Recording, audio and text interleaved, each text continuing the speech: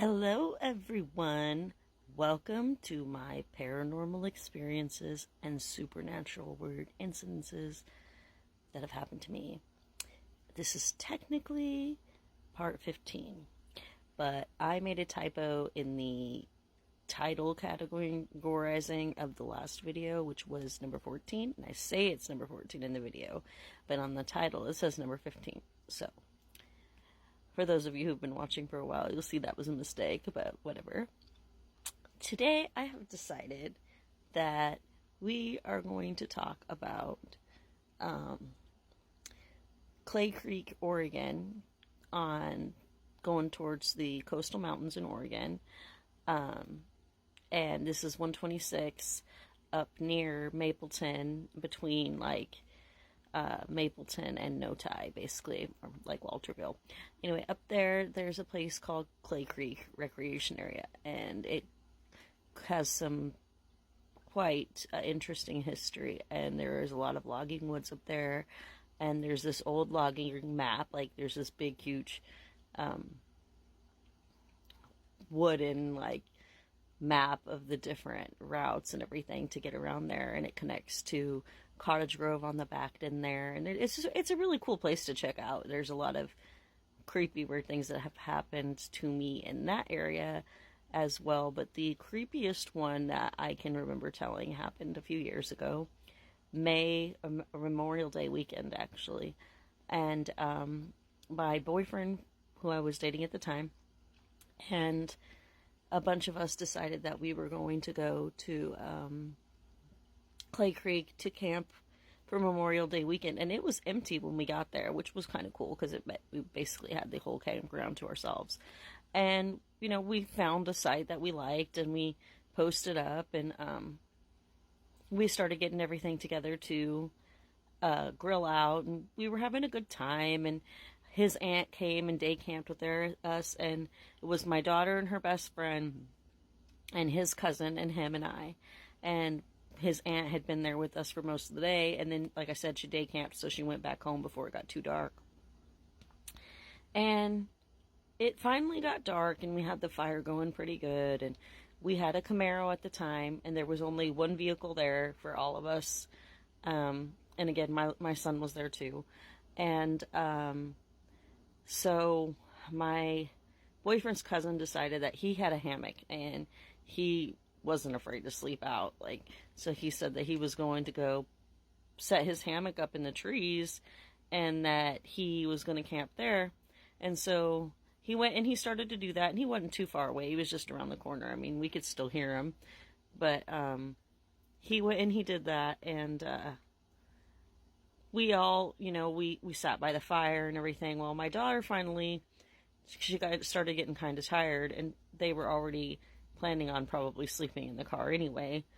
And she doesn't really like to sleep in tents. So then I got tired, and I went into the tent early, and my son came in there and laid down beside me, and my boyfriend was going to lay down on the other side. So this meant that my daughter and her best friend were still able to either post up if they wanted to, staying up all night, or go sleep in the car if they got tired enough that they felt uncomfortable doing what his cousin did. So,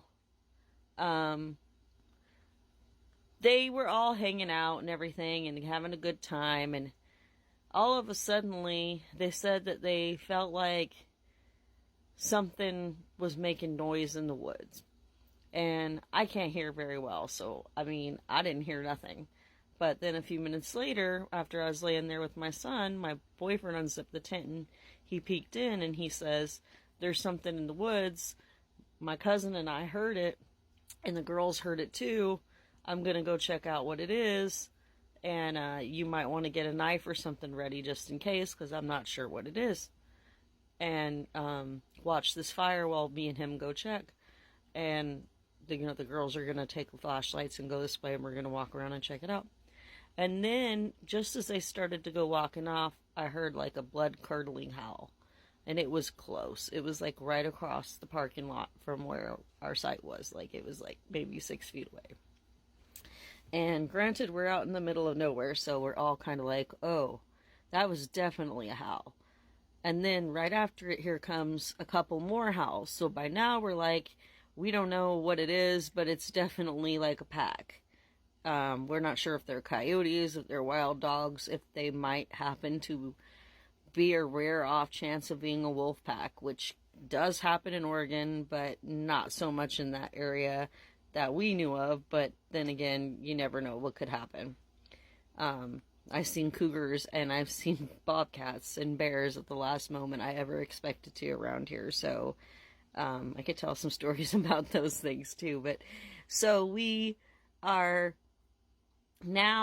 heard dogs, and they're like, okay, let's just make the fire bigger. And so his cousin hurries up and goes over, and he's like, I don't see anything, but I could hear rummaging still. And the girls decided after they heard the howls that they weren't going to go with them as they went and checked around. And as the girls were standing there in the camp, all of a sudden, something started throwing like rocks or acorns into the camp at them. And this scared my daughter so bad that she basically was like, oh no, forget this, no, I don't even think so.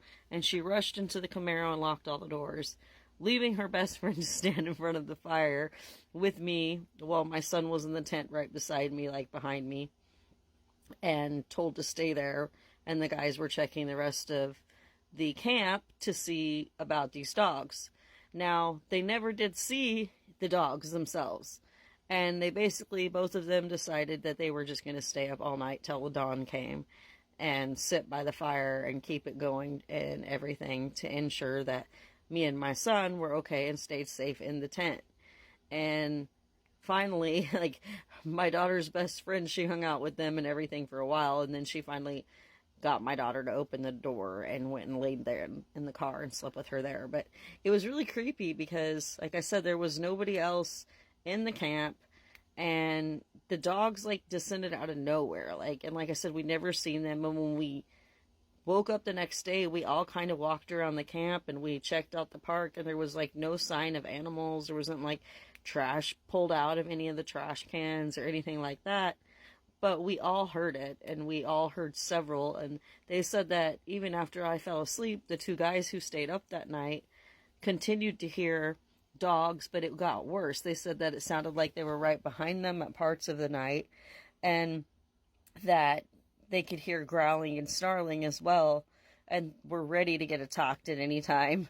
But thankfully nothing ever happened, and the next day, like I said, we walked around, we scoured the park, and we didn't see anything. So I don't know what the deal is, if there actually is like a coyote pack out there, which is a high probability, and I would have just dismissed it as that. But we were hooting and hollering, and these animals were still snarling and growling in the background the whole night long. And I still don't know what to make of it to this day. There's another eerie story that happened when I was at Clay Creek another time, but this was during a day excursion. And I'll save that story for another time, because that one's more of just a weird story and not so much paranormal. But I guess that still falls in line with this series. But lately I've been doing more of the paranormal and kind of strange ones, and then I might go into some of the more eerie ones. Like there's some true crime stories or incidences of weird things that have happened that I wouldn't mind sharing with all of y'all at this point. But yeah, there you go. That is episode 15 officially. I'm gonna sneak in and put it in the title as a joke here, a running joke for all of you, of how I got ahead of myself last night on 14 and titled it 15 by titling this one 14, but everybody who actually watches it can comment, no, I know which one this actually is. And there it goes, like always, my notification going off. I almost got through the whole thing though. Until next time, that was this episode, and it was great to talk to you. I hope you guys are having a great week, and that as you come into Friday, you have a wonderful weekend. And I get to go to the Renaissance Fair on Sunday, which I'm super stoked to share content from that with you guys. Going with my cousin and her husband, and my brother, and my daughter, and my son, and we're all going to be dressing up. Well, I hope my daughter does, but we're all dressing up, most of us, and I can't wait to share it with you.